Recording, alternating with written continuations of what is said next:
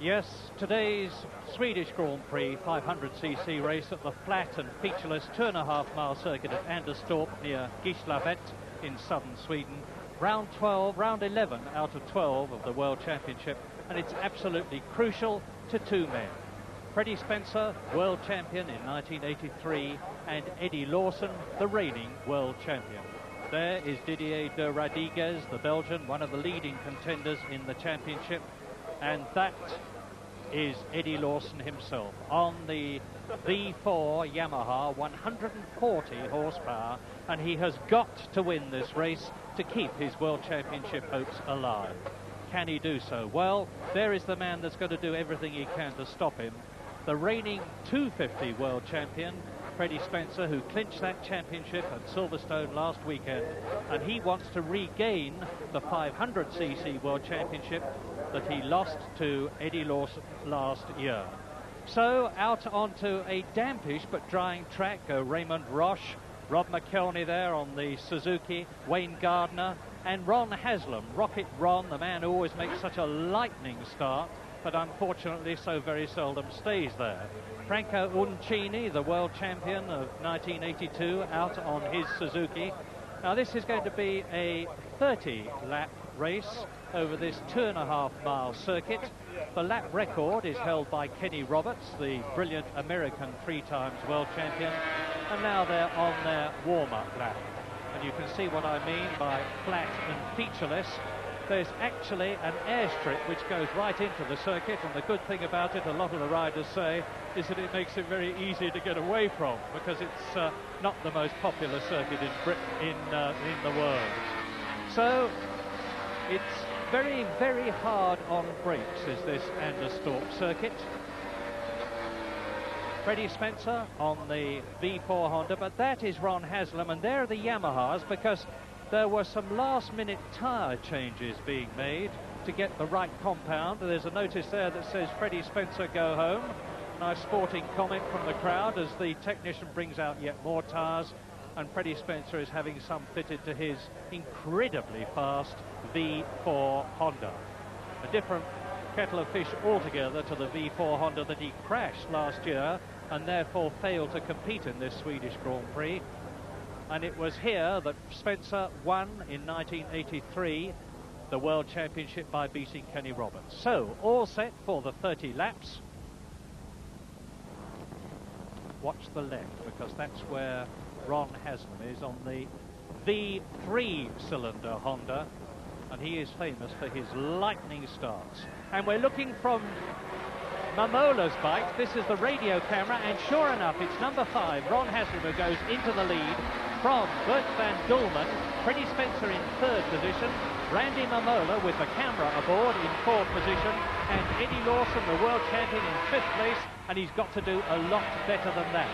Well, from the left-handed Hansen corner, they go down to the carousel, then round the Gislaved corner, which they're on now, and it's Haslam leading, it's Spencer in 2nd place, it's Lawson coming up fast into 3rd position as they go round the South Bend, and then from the South Bend down the very, very fast flight straight. And there is Mamola's view, and he's catching now Raymond Roche, who's in front of him, and Eddie Lawson, both of them on the Yamahas, as the crowd, and it's not a very big crowd, and look at that. Heel right over, you can see the rev counter reading 9.5, 10,000 RPM, and on the fast straight they're doing just under 190 miles an hour.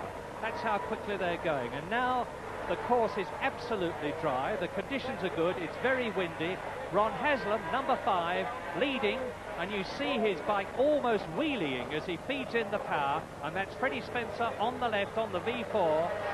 And if he stays ahead of Eddie Lawson, he's going to win the World Championship and become not only a 2-times winner of the 500cc event, but the first ever 250 and 500 champion in the same year. The rider's eye view, and the rider is Mamola. And across the line, lap 1, it's Haslam, followed by Freddie Spencer, followed by Lawson, followed by Bert van Doelman, then there's Raymond Roche, and Spencer catching Ron Haslam. And Spencer, I think, is just biding his time, because it's quite clear that now, with only Haslam in front of him and with a very much faster machine, he can, metaphorically and practically speaking, turn up the wick and go for it whenever he likes. He looked over his shoulder there and saw behind him Eddie Lawson, who's catching the two leaders, Ron Haslam and Freddie Spencer. So it's the V3 Honda, the leading, the V4 Honda in second place, then the V4 Yamaha. And now Freddie Spencer has got ahead of Haslam, and there, looking across the circuit, was Lawson catching Haslam, and this is Mamola right behind Raymond Roche. So both the Yamahas are in the top 6, and Mamola on the V3 Honda, V4 Honda, cranked right over as the leader.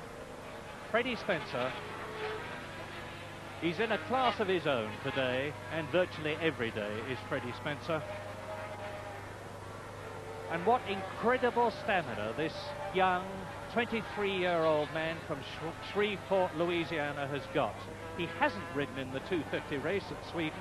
That was won by Anton Mang, the German, yesterday, because Spencer felt there was no need for him to go out in the 250 and risk getting tired when everything depended on his success in the 500cc race.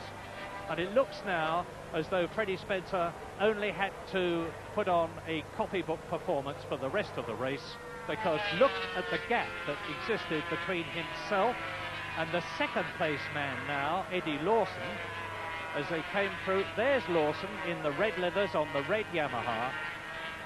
Now what Spencer always likes to do is build up about an 8 or 9 second cushion between himself and the man who's in second place. He goes across the line to complete another lap. Lawson second, Mamola still Haslam still hanging on in third position. Raymond Roche has still got Randy Mamola behind him. So both the two Yamahas, the two works bikes, and there is Roche, and off goes somebody, can't identify from this point, but he looks perfectly all right. And now the marshals will have to drag the bike out of the way, and Freddie Spencer goes on his victorious way with that distinctive style of his, knee right out. That's to keep the bike as upright as possible, keep as much rubber on the road as possible, because if you've got 140 horsepower, at least some say 150 horsepower of this V4 Honda under your right fist, it takes a lot of handling. Spencer started this race with 20 points advantage over Eddie Lawson, the Yamaha reigning world champion, but it looks as though Lawson isn't going to be world champion for very much longer. If Spencer wins this race, if Spencer therefore becomes the 500cc world champion, it will have been an absolutely amazing season for him, because he has done the double already in the 250 and 500cc classes 5 times, absolutely unparalleled in motorcycle racing. And here he comes completing another lap, and Lawson behind him. Still not all that much difference between Freddie Spencer leading, Lawson second, but Ron Haslam is dropping back, and now Mamola has got a perfectly clear circuit in front of him. And Spencer, by now, right in the racing rhythm. He's actually lapping some 10 seconds outside Kenny Roberts' 128.2, 119.5 mile an hour lap record, and already lapping tail enders. And that was Franco Uncini's bike, lap 12, the previous world champion. That's the HB Suzuki. So coming up to roughly half distance, lap 15 half distance, and that's lap 12 when Uncini goes down. But now on the 28th lap, coming up on the 28th lap to start the 29th and last lap but one, Freddie Spencer is making the Swedish Grand Prix and the World Championship his own.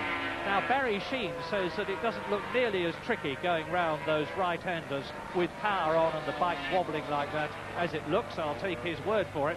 But Spencer is certainly not slowing up very much. He's eased the pace by about 1 second from the 138 to the 139, which he's riding now. He's on his 29th lap as he goes round the left-hander at Gislavette, onto the South Bend, then onto the Flight Straight, that very long and fast straight, which leads down to the peculiarly named Grandpa's Corner, and that in turn leads on to Atlas Corner, and then the start and finish line. And when Freddie Spencer goes across that, he will only have 2.5 miles to go before the completion of the Swedish Grand Prix, and if he finishes where he is now, an absolutely superb victory which will give him the 500cc World Championship. So there is Spencer at work on a completely dry track now. He can use all the power with the cloud scudding overhead that his V4 Honda engine will give him, take a wide berth round the tail enders, give himself plenty of room and the maximum safety, because he really hasn't got very far to go now before he achieves his goal and his objective, which will take him on into 1986, and his objective then will be to make it 3 500cc World Championships in 3 years, to which he will add this year's 250. So now Spencer is into the start bend at the right-hander. He's on his last lap. He makes his way now up to the left-handed Opel bend, underneath the bridge, into the Opel bend now. Spencer took the lead from Ron Haslam on the second lap. He's making his way now up to Hansen Corner, the left-hander, then into the long, looping, seemingly never-ending right-handed Carousel bend, which leads up to the left-handed Gislavette Corner. And having taken that lead from Ron Haslam on the second lap, all Freddie Spencer had to do was to keep an eye on Lawson. He didn't in fact need to win, although he's always said that he was going to go for it in the closing stages of the championship, and that is precisely what he has done and what he is now doing. This is the South Bend, past the parked aircraft, into Flight Straight. It's undoubtedly going to be yet another 500cc victory for the brilliant Freddie Spencer on the tremendously powerful V4 Honda. He's down the Flight Straight for the last time, up out of the bubble, out goes the knee, into Grandpa's Corner, the right-hander, down the little short straight into Atlas Corner. There's some tail-enders who would soon have been lapped by Spencer as we look back down the line for number 4. Out goes the checkered flag. Freddie Spencer wins the Swedish Grand Prix and becomes the 1985 500cc World Champion. An absolutely superb performance. And Eddie Lawson finishing a long, long way back. Just look at the gap as the start and finish official looks down the track, wondering if anybody's ever going to come through. Well, he does, and it is Eddie Lawson, who thereby finishes second in the 1985 World Championship. But victory for Freddie Spencer. He's done it. Nobody ever really doubted that he would, although last season he hurt himself, as a result of which he only finished 4th in the World Championship. But now, having done the wind-down lap into the paddock,